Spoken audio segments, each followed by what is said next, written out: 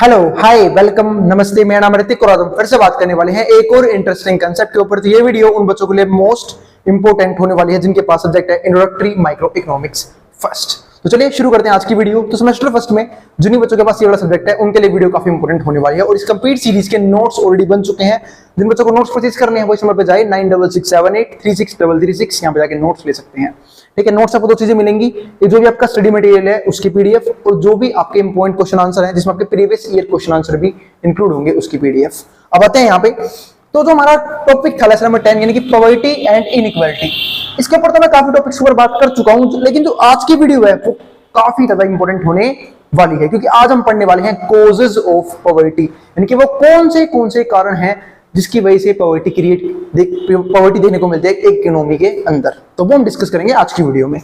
तो उम्मीद आप लोगों ने इसकी प्रीवियस वीडियो जरूर देखी होगी क्योंकि उसके कंसेप्ट्स भी आपकी हेल्प करेंगे आज की वीडियो समझने में, क्योंकि बहुत से कंसेप्ट जो है ना हम प्रीवियस वीडियो में देख चुके हैं।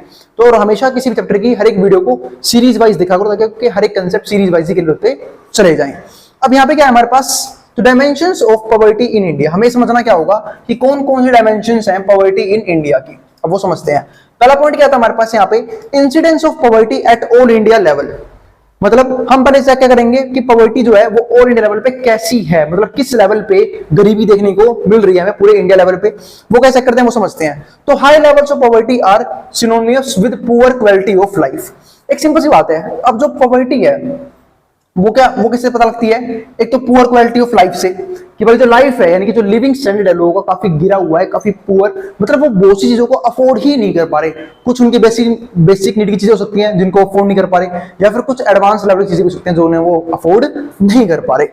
इसके अलावा डेप्रीवेशन, माल न्यूट्रिशन। अब मेल न्यूट्रिशन का मतलब यहाँ पे क्या है, ठीक है, मेल न्यूट्रिशन है इसका मतलब यहाँ पे क्या है कि भाई लोग जो है यहाँ पे क्या नाम है बिल्कुल पुअर चीजें कंज्यूम कर पा रहे हैं। इसका मतलब उनके पास प्रॉपर फूड भी नहीं है कंज्यूम करने के लिए। इलिटरेसी यानी कि एजुकेशन की क्या है बहुत ज्यादा कमी है। And poor human resource development, और यहाँ पे क्या है पुअर ह्यूमन रिसोर्स डेवलपमेंट है। इसका मतलब डेवलपमेंट तो हो ही नहीं लोगों की, क्योंकि जब लोगों के पास प्रॉपर फूड नहीं है, प्रॉपर नॉलेज नहीं है, प्रॉपर एजुकेशन नहीं है तो डेवलपमेंट कहां से करेंगे, कोई तरीका ही नहीं है डेवलपमेंट करने का। क्योंकि सबसे बड़ी चीज क्या आती है पहले, हेल्थ, यानी कि जब हेल्थ बढ़िया होगी तभी तो हम सोचेंगे ना डेवलपमेंट के बारे में। लेकिन अगर मान लो आपकी हेल्थ ही पुअर है तो आप डेवलपमेंट कभी भी अचीव नहीं कर पाओगे, तो वो चीज यहाँ पे है। इसके अलावा यहाँ पे क्या है, the eradication of poverty is an integral part of the strategy for economic development. अब सबसे इंपॉर्टेंट पार्ट क्या आता है इकोनॉमिक डेवलपमेंट का, कि हम पॉवर्टी को दूर करें, क्योंकि ये एक बहुत बड़ी दिक्कत है सिर्फ किस चीज को लेके, कि इकोनॉमिक डेवलपमेंट को लेके। अगर मान लो किसी भी कंट्री में अगर पॉवर्टी देखने को मिल रही है, इसका मतलब क्या है कि वो कहीं ना कहीं डेवलपमेंट नहीं कर पा रही, डेवलप नहीं हो पा रही है वो। और अगर पॉवर्टी कम हो रही है इसका मतलब क्या है कि वो कहीं ना कहीं अपने आप को डेवलप कर पा रही है। तो the eradication of poverty is an integral part of the strategy for economic development in India. इसके बाद सेकंड पॉइंट वो क्या है, पॉवर्टी बाय सोशल ग्रुप्स। अब ये क्या टॉपिक है वो ही समझ लेते हैं। तो यहाँ पे हमारे पास कौन सा पॉइंट आता है, पॉवर्टी बाय सोशल ग्रुप्स। इस वर्ड का मतलब यहाँ पे क्या है कि जो सोशल ग्रुप्स हैं, सोशल ग्रुप यानी कि जो हमारे ग्रुप्स बने हुए हैं, यानी कि जो अलग अलग समाज में अलग तबके के लोग हैं, ठीक है, अलग अलग रीजन के लोग रह रहे हैं, ठीक है, उसमें किस तरह की पॉवर्टी देखने को मिलती है। हो सकता है कोई एक तबका हो जो बहुत ज्यादा रिच हो और कोई एक तबका हो जो क्या हो बहुत ज्यादा पुअर हो, उस चीज की बात करते हैं यहाँ पे। यहाँ पे क्या आया, पॉवर्टी बाय सोशल ग्रुप्स। तीसरा पॉइंट क्या है हमारे पास, interstate variation in incidence poverty. अब ये इंटरस्टेट वेरिएशन क्या है, जैसे हो सकता है कि जो कोई स्टेट है वो वेल डेवलप हो। अब स्टेट यानी क्या है, मतलब हमारे पास क्या है, जैसे मान लो मैं इंडिया की बात कर लूं, इंडिया में जैसे मैं दिल्ली का नाम ले लेता हूं, मुंबई नाम ले लिया मैंने, तो ये कुछ जो स्टेट है फिर जो कुछ प्लेस हैं वो काफी रिच है रिसोर्सेज के मामले में, लोगों के पास अच्छा खासा पैसा है जो यहाँ पे रह रहे हैं या फिर रिसोर्सेज हैं। यानी कि यहाँ पे अगर मैं सीधा से बात बोलूं, रूरल और अर्बन एरियाज, अगर मैं अर्बन एरिया की बात करूँ, वहां पे गरीब लोग कम देखने को मिलते हैं। क्यों? क्योंकि वहां पे रहने के लिए आपको अच्छा पैसा चाहिए होता है, वरना वहां पे सर्वाइव ही नहीं कर पाओगे। तो इसलिए जो है ना अर्बन एरियाज में गरीब लोग काफी कम देखने को मिलते हैं, लेकिन गरीब लोग देखने को कहां ज्यादा मिलते हैं, रूरल एरियाज में। और उसकी मेन दिक्कत क्या है, अनएम्प्लॉयमेंट, क्योंकि रूरल एरियाज में अनएम्प्लॉयमेंट बहुत बड़े लेवल पे होती है, लेकिन अगर मैं बात करूं अर्बन एरियाज की, वहां पे अनएम्प्लॉयमेंट बहुत कम लेवल पे होती है। इसके बाद जो हमारा नेक्स्ट पॉइंट आता है वो क्या आता है वो समझते हैं। ठीक है, तो ये हमारे कुछ थे dimensions of poverty in India, यानी कौन कौन से डायमेंशन में उससे चेक करते हैं। अब इसके बाद क्या आता है हमारे पास कॉजेस, ये हमारा आज का वीडियो का मेन टॉपिक होने वाला है, जहां पे हम 8 कॉजेस को डिस्कस 9 कॉजेस को डिस्कस करेंगे कि किन किन कॉजेस की वजह से हमें यहां पे देखने को मिलता है पॉवर्टी इन इंडिया। तो causes of poverty in India, ये हमारा आज का वीडियो का मेन टॉपिक शुरू होता है आपसे। वो क्या है? पहला है रैपिड पॉपुलेशन ग्रोथ। एक तो आपने देखा होगा कि जब मैं आजादी के बाद से कंपेयर करूं तो जब इंडिया आजाद हुआ था यानी कि 1947 में सिर्फ हमारे देश की जनसंख्या थी कितनी, 30 करोड़ के आसपास, है ना। लेकिन अब कितनी हो गई है, 130 करोड़। तो आप देख रहे हो 130 टू 140 करोड़ में कितना अच्छा खासा जंप आया है, बस मात्र 2 जनरेशन चेंज होने की वजह से। यानी कि पहले के जमाने में लोग क्या होते थे, कम होते थे, तो रिसोर्सेज जो थे वो अच्छे तरीके से डिस्ट्रीब्यूट हम कर पाते थे। लेकिन दिक्कत क्या है, अब पॉपुलेशन बहुत ज्यादा बढ़ चुकी है। अब पॉपुलेशन बढ़ेगी तो सिंपल सी बात है, रिसोर्सेज तो लिमिटेड ही है हमारे पास, डिमांड बढ़ेगी, और डिमांड बढ़ेगी तो कहीं ना कहीं सप्लाई उतनी हो नहीं पा रही, तो दिक्कतें आएंगी, और वो दिक्कतें क्या क्रिएट करेंगी, लोगों में पॉवर्टी क्रिएट करेंगे, यानी गरीबी क्रिएट करेंगी। ये तो है ही। तो पहला पॉइंट हमारे पास क्या आया, कॉजेस रैपिड पॉपुलेशन ग्रोथ। इसको एक एग्जांपल समझते हैं। सपोज करो आप सबको पता है कि अगर मैं कंपेयर एग्जांपल दूं इंडिया का, तो इंडिया में ज्यादातर लोग जो डिपेंडेंट है वो किसके ऊपर डिपेंडेंट है, एग्रीकल्चर के ऊपर। वो डिपेंडेंट है एग्रीकल्चर के ऊपर डिपेंडेंट है। अब एग्रीकल्चर में क्या था कि भाई पहले किसी बुजुर्ग के पास एक जमीन थी अच्छी खासी, 1 एकड़ 2 एकड़ 5 एकड़, ठीक है। अब उस जमाने में लोगों के पास इतना नॉलेज था नहीं कि भाई प्रोटेक्शन नामी कोई चीज होती है या फिर कॉन्ट्रासेप्टिव मेथड्स होते हैं, हम उन्हें यूज करके क्या नाम है, प्रेगनेंसी वगैरह को रोक सकते हैं। लेकिन उन लोगों के पास उतनी नॉलेज थी नहीं। लेकिन हुआ क्या उस चक्कर में, भाई अगर मैं बात करूं यहाँ पे एग्रीकल्चर की, तो उनके पास उनके जो बच्चे थे वो कितने हो गए, 8-8 10-10 ऐसे बच्चे हो गए। यानी कि आप देखो पुराने जमाने में तो वहां पे बच्चे कैसे होते थे कि भाई किसी फैमिली में किसी के 8 बच्चे हैं, किसी के 10 बच्चे हैं, ठीक है। और उसका रीजन समझेंगे क्यों होता है ऐसा होता है। तो वो सब रीजन हैं कि 8-10 बच्चे हो गए। अब दिक्कत है, मान लो एग्रीकल्चर की जो जमीन थी वो थी कितनी, 5 एकड़, ठीक है, 5 एकड़ जमीन है। अब ये डिवाइड होगी किसमें, 10 बंदों में, तो कितनी कितनी बच जाएगी, बहुत कम बच जाएगी। और जब ये बहुत कम बचेगी 10 बच्चों में, फिर उन 10 बच्चों के बच्चे होंगे, फिर उनमें डिवाइड होगी। तो यानी कि रिसोर्सेज जो है वो बार बार डिवाइड होने की वजह से इतने बचे ही नहीं कि वो सबकी नीड को फुलफिल कर पाए। तो वो एक यहाँ पे मेन प्रॉब्लम आई। तो रैपिड पॉपुलेशन ग्रोथ एक बहुत बड़ा कारण है किस चीज का, पॉवर्टी का, ड्यू टू इलिटरेसी। अब देखो इलिटरेसी यानी कि मतलब ऐसा क्यों था, ज्ञान की कमी की वजह से। जैसे हमने बात की ना बेबी कि भाई बहुत से मेथड तो उस जमाने में भी थे कि भाई कैसे हम प्रेगनेंसी को कंट्रोल कर सकते हैं, लेकिन फिर भी उस जमाने में बच्चे बहुत ज्यादा हो रहे थे, जिसकी वजह से एक लार्ज गैप देखने को मिला, मतलब पॉवर्टी काफी बढ़ गई। या फिर ट्रेडिशनल एटीट्यूड्स। अब ट्रेडिशनल एटीट्यूड यानी कि जो पुराने जमाने के एटीट्यूड थे उसकी वजह से पॉपुलेशन क्या हो गई, काफी ज्यादा बढ़ गई। अब एटीट्यूड किस तरह का हो सकता है, ये भी सकता है ना, कई लोगों को ये लगता हो कि भाई जितने बच्चे होंगे फ्यूचर में सब बड़े होंगे, सब पैसा कमा के लेके आएंगे, तो हम लोग क्या बन जाएंगे, अमीर बन जाएंगे। लेकिन ऐसा कुछ हुआ नहीं। होगा कैसे, एक सिंपल सी बात है, अगर मान लो कि अगर किसी फैमिली में क्षमता है कि वो सिर्फ 2 बच्चों को पढ़ा लिखा सकता है, 2 बच्चों को अच्छे स्किल सिखा सकता है, तो उसके अंदर 2 ही बच्चे होने चाहिए ना भाई। अगर मान लो वो अपने फैमिली 10 बच्चे कर ले, कहां से फैसिलिटी प्रोवाइड करेगा सबको, नहीं प्रोवाइड कर पाएगा। हो सकता है प्रॉपर फूड भी प्रोवाइड ना कर पाए, तो होगा क्या, कुछ को पोषित हो जाएंगे, ठीक है, कुछ के पास प्रॉपर नॉलेज होगी नहीं। अब प्रॉपर नॉलेज होगी नहीं तो काम कैसे करेंगे प्रॉपरली। तो ये जो था ना एटीट्यूड, ये सबसे गलत एटीट्यूड था, ट्रेडिशनल एटीट्यूड। इसके बाद पॉइंट क्या आता है, लैक ऑफ फैमिली प्रैक्टिसेस, यानी कि लोगों को सिखाया ही नहीं जाता था इस चीजों के बारे में कि फैमिली प्लानिंग नाम की भी कोई चीज होती है। हमें फैमिली प्लानिंग सोच समझ के करनी चाहिए, या फिर बच्चों की प्लानिंग सोच समझ के करनी चाहिए। Preference for the male child, ये भी एक बहुत बड़ा मिथ था कि भाई जो लड़का है वही वंश को आगे बढ़ा सकता है, तो मेल चाइल्ड होना बहुत जरूरी है।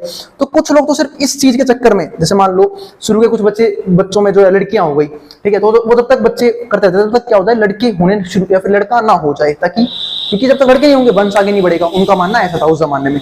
तो जो भी एक क्या थी, काफी गलत चीज थी। तो यहाँ पे क्या आता है, preference for the male child, male child को होने की वजह से और बच्चे यहाँ पे बढ़ने शुरू हो गए। तो ये भी एक वो थी। दूसरा पॉइंट जो हमारे पास है वो क्या है, लो एजुकेशन। मतलब पॉवर्टी का एक बहुत बड़ा मेन कारण क्या है, लो एजुकेशन। आजकल जो है आपने देखा होगा इंडिया में अनएम्प्लॉयमेंट बहुत बड़े लेवल पे है, ठीक है। तो इसका एक मेन रीजन क्या है, लो एजुकेशन। अब एक तो हमारा एजुकेशन सिस्टम जहां पे हमें ऐसे स्किल्स सिखाए जाते हैं, यानी कि हमारा माइंडसेट ऐसा डेवलप किया जाता है जिसके बेस में जो प्रोवाइड नहीं की जा सकती, तो हमें कुछ एक्स्ट्रा ऑर्डिनरी स्किल सीखने पड़ते हैं जिसके बदले में जो प्रोवाइड की जाती है। तो यहाँ पे यही मतलब है लो एजुकेशन की। एजुकेशन जो है ना वो काफी लो अमाउंट में है, काफी खराब अमाउंट में है। और जब एजुकेशन नहीं होगी तो आपको प्रॉपर जॉब भी नहीं मिलेगी, और जॉब नहीं मिलेगी यानी कि आपको अब काम ही नहीं मिल रहा, काम नहीं मिलेगा तो पैसा नहीं मिलेगा, तो कहीं ना कहीं आप गरीब ही रह जाओगे, यानी कि अनएम्प्लॉयमेंट यहाँ पे रह जाएगी। तो इसका कारण क्या है, लो एजुकेशन भी है। इसके बाद क्या आता है हमारे पास, तीसरा पॉइंट जो है वो है लो इकोनॉमिक डेवलपमेंट। अब ये लो इकोनॉमिक डेवलपमेंट क्या है, वो काफी इंपॉर्टेंट पॉइंट है, वो डिस्कस करते हैं। ठीक है, तो low per capita income which means a low standard of living. अब लो इकोनॉमिक डेवलपमेंट यानी कि इकोनॉमिक डेवलपमेंट हो ही नहीं रही, जो पर कैपिटा इनकम है वही क्या है, बहुत कम है। पर कैपिटा इनकम यानी कि average income of a person, मतलब एक पर्सन की एवरेज इनकम बहुत कम है, और जब एक पर्सन की एवरेज इनकम कम होगी इसका मतलब क्या है कि इकोनॉमिक डेवलपमेंट हो नहीं रही, और जब डेवलपमेंट नहीं हो रही तो कहीं ना कहीं लोग गरीब ही रह जा रहे हैं। उसके बाद जो हमारा फोर्थ पॉइंट है वो क्या है, वो है इन्फ्लेशनरी प्रेशर। अब ये क्या है, जो ये वर्ड है ना ये बना हुआ है इन्फ्लेशन से। अब इन्फ्लेशन का मतलब क्या होता है, महंगाई। अब लगातार आपने देखा होगा महंगाई बढ़ रही है, चीजों के रेट जो है फटाफट 1x से 2x हो रहे हैं, 2x से 3x हो रहे हैं, यानी कि इतने ज्यादा महंगे हो रहे हैं। अब महंगे हो रहे हैं तो सिंपल सी बात है, क्या उसे हर बंदा अफोर्ड कर पाएगा, बिल्कुल नहीं कर पाएगा। जब हर पर्सन से अफोर्ड नहीं कर पाएगा इसका मतलब क्या है, कहीं ना कहीं लोगों को गरीबी फेस करनी पड़ रही है। और यहाँ तक कि जो कुछ बेसिक नीड्स की चीजें हैं, जैसे कि हो सकता है फूड हो, ठीक है, हेल्थ से रिलेटेड चीजें हो, एजुकेशन हो, वो सब चीजें महंगी हो रही हैं, जिसकी वजह से लोगों को अपना एक लार्ज अमाउंट सेक्रीफाइस करना पड़ रहा है। और कई बार तो लोग अपने लार्ज अमाउंट को सेक्रीफाइस करके भी उस चीज को अफोर्ड नहीं कर पा रहे, सिर्फ किस चीज की वजह से, क्योंकि इन्फ्लेशन लगातार बढ़ रहा है। तो steep and continuous rise in prices, अगर प्राइसेस में लगातार इस तरीके से राइज होता रहा, स्पेशली ऑफ बेसिक कमोडिटी, किन चीजों के लिए, बेसिक कमोडिटीज, यानी कि जिनको जो जिनकी नीड है ही है, वो चाहिए, चाहे किसी भी लेवल पे मिले, किसी प्राइस लेवल पे मिले। फॉर एग्जांपल मैं बात करूं यहाँ पे आप लोग अपने घर में एलपीजी सिलेंडर्स यूज करते होंगे, अब उसका रेट कितना बढ़ जाए, 1000 से 1100 हो जाए, 1100 से 1200 हो जाए, 1200 से 1500 हो जाए, लोग उसे बाय करेंगे ही करेंगे। क्यों? क्योंकि वो एक बेसिक नीड है, उसके बिना आप खाना बना ही नहीं पाओगे। तो उस चीज को लेके तो has added to miseries of the poor. अब इन चीजों की वजह से जो है ना, पुअर की जो हालत है वो कंट्री में और ज्यादा खराब होती जा रही है। इसके बाद अगला पॉइंट क्या है, अनएम्प्लॉयमेंट। अब अनएम्प्लॉयमेंट तो है इतनी ज्यादा, क्योंकि सिंपल सी बात है, अब पॉपुलेशन क्या है, बहुत ज्यादा है। अब जब पॉपुलेशन बहुत ज्यादा है तो सिंपल सी बात है, जॉब की डिमांड भी क्या है, बहुत ज्यादा है। लेकिन दिक्कत क्या है, एक डेवलपिंग इकोनॉमी होने की वजह से, अगर मैं एग्जांपल इंडिया का ही लूं, तो वो सबको जॉब प्रोवाइड नहीं कर पा रही, यानी कि जॉब लेने वाले बंदे बहुत सारे हैं लेकिन देने वाले बंदे बहुत कम है, जिसकी वजह से क्या हो रहा है, कहीं ना कहीं लोग अनएम्प्लॉयड रह रहे हैं। और अनएम्प्लॉयमेंट भी एक कारण है किस चीज का, यहाँ पे गरीबी का। तो अनएम्प्लॉयमेंट यहाँ पे क्या आया, number of job seeker is growing at a faster rate than expansion of employment opportunity. तो जो नंबर ऑफ जॉब सीकर है, यानी कि जो जॉब ढूंढने वाले लोग लगातार बढ़ रहे हैं, ठीक है, at faster rate than expansion of employment. लेकिन एम्प्लॉयमेंट सेक्टर उतनी तेजी से ग्रो नहीं कर पा रहा है, ठीक है, एक्सपेंशन ऑफ एम्प्लॉयमेंट अपॉर्चुनिटीज, यानी कि एम्प्लॉयमेंट अपॉर्चुनिटी भी लोगों को प्रोवाइड नहीं कर पा रहे, जिसकी वजह से लोग क्या रह पा रहे हैं, यहाँ पे बेरोजगार रह रहे हैं। और जब बेरोजगार लोग होंगे तो सिंपल सी बात है, यहाँ पे कहीं ना कहीं उन लोगों को गरीबी फेस करनी पड़ेगी, फिर उनकी फैमिली को गरीबी फेस करनी पड़ेगी। 6 पॉइंट क्या है यहाँ पे, माइग्रेशन। माइग्रेशन का मतलब क्या होता है, जब कोई पर्सन एक प्लेस से छोड़ के दूसरे प्लेस पे चला जाए। उसका भी एक मेन रीजन क्या है, पॉवर्टी। अब आपने देखा होगा कई लोग जो हैं, अब आप कभी गांव की तरफ जाना, गांव में लोग बहुत कम रहते हैं। अब शहरों में लोग देखो, अब शहर में से छोटा सा ही हो, कंजस्टेड सा ही हो, लेकिन उस कंजस्टेड से एरिया में भी बहुत से लोग रह लेते हैं। क्यों? क्योंकि शहरों में यानी कि अर्बन एरियाज में जो है, ठीक है, वो एम्प्लॉयमेंट अपॉर्चुनिटीज काफी बेटर है as compare to rural areas. तो रूरल एरियाज में क्या है, लोगों को जॉब ही नहीं मिल रही, काम ही नहीं मिल रहा, बेचारे बेरोजगार हैं। तो उसकी वजह से होता क्या है, वो उन जगह को छोड़ के शहरों की तरफ भागते हैं कि यहाँ जाके वो कम से कम कुछ 2 पैसे कमा पाएंगे और 2 पैसे बचा भी पाएंगे। तो उस चीज को लेकर शहरों की तरफ आते हैं। इसी को हम क्या बोलते हैं यहाँ पे, माइग्रेशन।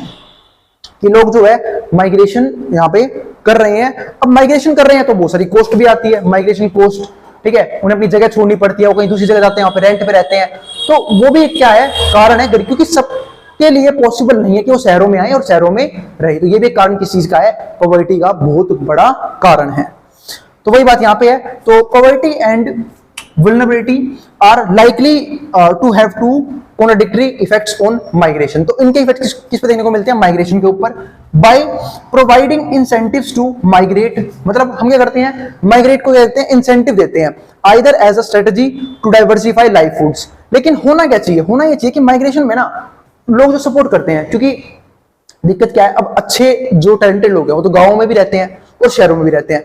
तो शहर वाले डिमांड करते हैं, वो लोग उन्हें हायर इंसेंटिव पे करते हैं, वो यहाँ पे आते हैं। इससे बढ़िया गवर्नमेंट को यहाँ पे एक्शन में क्या आना चाहिए कि हम लोग जो है रूरल एरियाज में बिजनेस डालने शुरू कर दें, यानी कि फैक्ट्रीज, ठीक है, ऑर्गेनाइजेशंस वो कहाँ पे बनाई जाए, ऑफिसेज कहाँ पे बनाई जाए, गवर्नमेंट में, सॉरी रूरल एरियाज में वहां पे ऑफिस वगैरह बनाए जाएं, ठीक है, बहुत सारी ऑर्गेनाइजेशन फैक्ट्रीज वगैरह बनाई जाए ताकि लोगों को वो जगह छोड़नी ना पड़े, ठीक है। अब इससे तो नुकसान क्या हो रहा है कि एक तो वहां पे लोग नहीं है, मतलब एरिया देखो आप, अब अगर मैं शहर किसकी अर्बन एरिया की बात करूं तो वहां पे कम सी जगह में बहुत सारे लोग रहते हैं, लेकिन वहीं पे गांव में बहुत सी जगह है, ठीक है, जहां पे कुछ भी नहीं हो रहा, वो बिल्कुल खाली पड़ी है, घर खाली पड़े हैं, ठीक है। तो वो सब क्या है, दिक्कतों का कारण ही तो है। ये एक जगह भीड़ भाड़ बढ़ रही है बहुत ज्यादा और दूसरी जगह क्या है, बिल्कुल ही खाली पड़ा हुआ है एरिया। तो वो चीजें, तो ऐसे काम में गवर्नमेंट क्या कर सकती है कि गवर्नमेंट वहां पे इंडस्ट्रीज डालनी शुरू कर दे ताकि लोगों को वहीं के वहीं जॉब प्रोवाइड कर दे, और जब लोगों को वहीं के वहीं जॉब प्रोवाइड कर देंगे लोग आएंगे नहीं शहरों की तरफ। इसके बाद क्या था हमारा अगला पॉइंट, क्योंकि सबको पसंद होता है कि वो अपनी फैमिली के साथ यहाँ पे रहें। इसके बाद जो हमारा अगला पॉइंट है वो है सोशल फैक्टर्स। अब ये सोशल फैक्टर में क्या क्या आता है वो समझते हैं, यानी कौन कौन से फैक्टर हैं इन्फ्लुएंस करते हैं पॉवर्टी को सोशल फैक्टर में से, जिसमें से एक पॉइंट क्या है, एजुकेशन। वो तुम देख ही चुके कि जितना लैक ऑफ एजुकेशन होगा गरीबी उतनी ही ज्यादा होगी। दूसरा हमारा क्या होता है, कास्ट सिस्टम। ये भी एक खत्म सिस्टम है कास्ट सिस्टम, इसकी वजह से पॉवर्टी होती है कई बार, क्योंकि कई बार लोग क्या सोचते हैं कि भाई आपको यही काम करना है, आप इसी फील्ड में काम कर सकते हो, तो वो सारी चीजें हम कास्ट सिस्टम में देखने को मिलता है। या फिर जॉइंट फैमिली, कई बार लोग देखो, अब मैंने एग्जांपल दिया, कई बार लोग एक अच्छी खासी अपॉर्चुनिटी मिस कर देते हैं सिर्फ इस चीज की वजह से। अब कईयों को हैबिट है जॉइंट फैमिली में रहने की, ठीक है, मतलब अपनी फैमिली को नहीं छोड़ना चाहते, तो कई बार क्या होता है उन्हें बाहर से ऑफर आता है किसी बढ़िया जगह से कि आप यहाँ पे काम करो, आपको अच्छे खासी सैलरी मिलेगी, लेकिन लोग उस चीज को नहीं छोड़ना चाहते अपनी फैमिली को। मैं मानता हूँ हो सकता है अच्छी बात भी हो, लेकिन कहीं ना कहीं एक ग्रोथ की अपॉर्चुनिटी मिली थी आपको, आपने वो गवा दी यहाँ पे, तो वो चीज, ठीक है। तो जॉइंट फैमिली सिस्टम या फिर सोशल कस्टम्स, तो ये सब क्या है, कहीं ना कहीं पॉवर्टी को अफेक्ट करते हैं और उसके कारण बनते हैं। इसके अलावा एक जो मेजर पॉइंट है, देखो मेजर पॉइंट बहुत कम है, मेजर पॉइंट में एक तो अनएम्प्लॉयमेंट आ गया, इन्फ्लेशन भी आ गया, तीसरा पॉइंट भी आ गया हमारा जो आप लिख सकते हो एग्जाम के अंदर, या फिर रैपिड पॉपुलेशन, ये तो बहुत इंपॉर्टेंट पॉइंट है। एजुकेशन भी काफी इंपॉर्टेंट पॉइंट है। इसके अलावा जो 8th है कैपिटल डेफिशिएंसी, ये काफी इंपॉर्टेंट पॉइंट है। अब बात आती है कैपिटल डेफिशिएंसी इंपॉर्टेंट पॉइंट कैसे है वो समझते हैं। कैपिटल डेफिशिएंसी मतलब क्या है कि पैसों की कमी होना कंट्री के अंदर। अब जब पैसों की कमी होगी कंट्री के अंदर, यानी क्या होगा, डिसइन्वेस्टमेंट होगी, यानी कि लोग जो है वो कभी भी इंडस्ट्री लगाएंगे नहीं, ठीक है, बिजनेस लगाएंगे नहीं, ऑर्गेनाइजेशन बनाएंगे नहीं। अब उस चीज की वजह से क्या होगा, लोगों को जॉब और कम प्रोवाइड होगी। जब जॉब और कम प्रोवाइड होगी तो अनएम्प्लॉयमेंट और ज्यादा बढ़ेगी, और अनएम्प्लॉयमेंट बढ़ेगी यानी इसका मतलब क्या है, कंट्री में गरीबी कहीं ना कहीं बढ़ रही है। तो कैपिटल डेफिशिएंसी भी एक बहुत बड़ा कारण है किसी भी कंट्री में पॉवर्टी के पीछे, क्योंकि लोग जो है पैसे की कमी की वजह से इन्वेस्टमेंट करते ही नहीं है, बार बार डिसइन्वेस्टमेंट भी करते हैं। अब डिसइन्वेस्टमेंट करेंगे तो होगा क्या, लोगों को जॉब से अपना हाथ धोना पड़ेगा, तो लोग की जॉब जाएगी। इसके अलावा ग्लोबलाइजेशन, इसको हम थोड़ा डीप में पढ़ते हैं। एक मिनट में कैमरे को नीचे कर देता हूं, उसका कोई वाला पॉइंट जो है दिखने वाला हो, उससे पहले आपको जो यहाँ से यहाँ तक का उतार सकता है बोर्ड के सामने से। और इस कंप्लीट चैप्टर का कंसेप्ट यानी कि इस वीडियो कंसेप्ट वो मेरी वेबसाइट पे अपलोड हो चुका है, उसका लिंक आपको मिल जाएगा वीडियो के डिस्क्रिप्शन में। जिसको जो यहाँ से उतारना पहले उतार ले, फिर मैं कैमरे को नीचे लेता हूँ, फिर पढ़ेंगे इसके नीचे वाले पार्ट, यानी कि हम इंपैक्ट पढ़ने वाले हैं कि ग्लोबलाइजेशन के पॉजिटिव इंपैक्ट कौन से हैं और नेगेटिव इंपैक्ट कौन से हैं।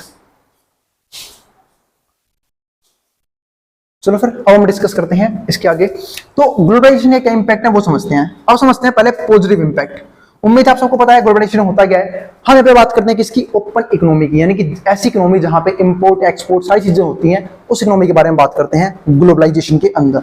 अब इसके इंपैक्ट समझते हैं। तो पॉजिटिव इंपैक्ट क्या है, ग्रेटर एम्प्लॉयमेंट अपॉर्चुनिटीज। एक तो एम्प्लॉयमेंट अपॉर्चुनिटी बढ़ेगी, क्योंकि सपोज करो मान लो मैं इंडिया की बात कर रहा हूँ, ग्लोबलाइजेशन हो चुकी है, बाहर की कंपनीज जो है वो इंडिया में आ रही है, अपना ऑफिस बना रही है, गूगल बना रही है, एप्पल बना रही है, सैमसंग बना रही है, ठीक है, मतलब अलग अलग कंपनीज जो है वो इंडिया में अपना ऑफिस बना रही है। तो लोगों की जरूरत पड़ेगी यहाँ पे काम करने के लिए, फिर अपनी ऑर्गेनाइजेशन अपनी कंपनीज बना रही है, तो वहां पे लोगों की जरूरत पड़ेगी। तो इस तरीके से क्या होगा, पॉजिटिव इंपैक्ट में क्या है, ग्रेटर एम्प्लॉयमेंट अपॉर्चुनिटी, लोगों को रोजगार मिलेगा, ठीक है। Free trade, trade easily possible है। अब मान लो मुझे पसंद है मैं एप्पल का फोन यूज करूं, तो मैं डायरेक्टली जाकर एप्पल का फोन बाय कर सकता हूं, उसे यूज कर सकता हूं।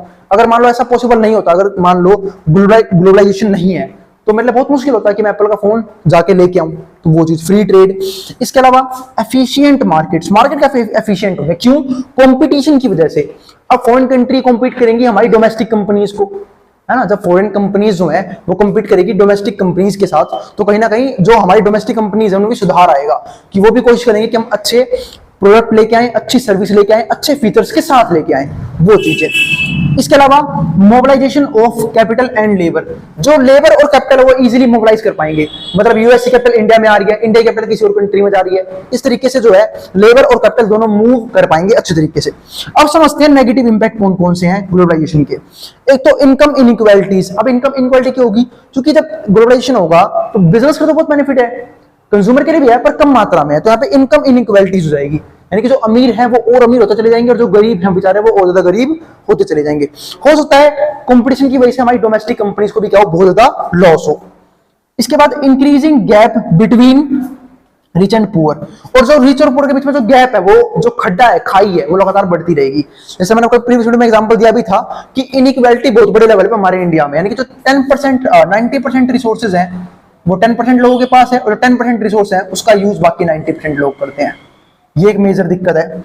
इसके अलावा क्या हो सकता है हमारा यहाँ पे, कंपटीशन अमंग डेवलपिंग कंट्रीज। अब जो डेवलपिंग कंट्रीज है उनके बीच में कंपटीशन क्या है, काफी ज्यादा राइज कर रहा है, और डिक्रीज इन पर कैपिटल इनकम, पर कैपिटल इनकम भी क्या हो रही है, डिक्रीज हो रही है। और इंडेटनेस, कई बार क्या होता है कि हम लोग जो ना कर्ज वगैरह में भी चले जाते हैं इन चीजों की वजह से। तो ये सब हमारे कुछ मेन जो है ना मुद्दे हैं, ठीक है, जो मैं डिस्कस किए इस चैप्टर के अंदर। अब जिसको ऐसे जो उतारना उतार सकता है, मैं बोर्ड के सामने से। और अगर वीडियो पसंद आई हो तो वीडियो को लाइक किए बिना मत जाना, और चैनल को सब्सक्राइब किए भी मत जाना, ठीक है।